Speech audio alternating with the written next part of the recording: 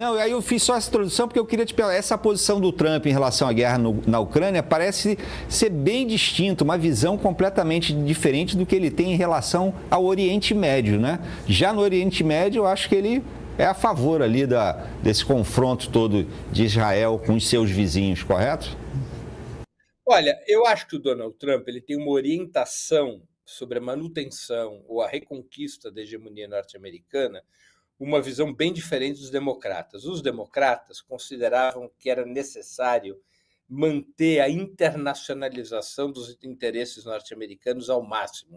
Os democratas consideravam que os Estados Unidos deveriam fazer de tudo para manter o chamado sistema imperialista que os Estados Unidos dirigem desde o fim da Segunda Guerra Mundial. E, portanto, que os Estados Unidos deveriam atuar em todas as áreas do planeta em defesa da democracia, dos direitos humanos, esse discurso que a gente ouve já há muitas décadas.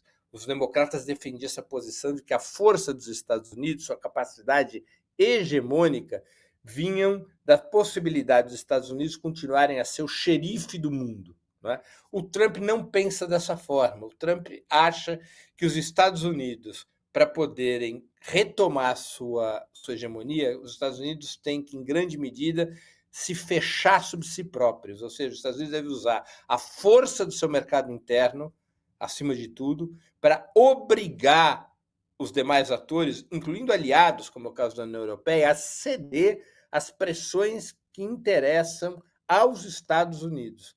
É uma política isolacionista, em certa medida. Mas nesta política isolacionista, o foco principal está na China. A China é quem mais ameaça a hegemonia norte-americana. E o Donald Trump se prepara para um conflito com a China, um conflito comercial, mas que pode se desdobrar num conflito militar. É ali que ele quer concentrar sua estratégia militar. E, por outro lado, ele também considera que há pontos fundamentais dessa hegemonia que os Estados Unidos não podem abrir mão. Um desses pontos, você tem toda a razão, é o Oriente Médio.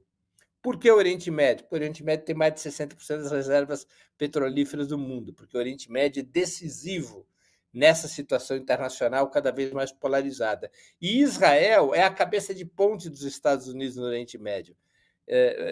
Israel é o grande porta-aviões dos Estados Unidos no Oriente Médio. Trump não pode abrir mão disso. Não é à toa que ele indicou uma série de representantes e diplomatas muito próximos ao regime sionista, muito próximos a Netanyahu, para conduzir sua política naquela região. Mas, atenção, ele será menos submisso a Netanyahu do que o Biden.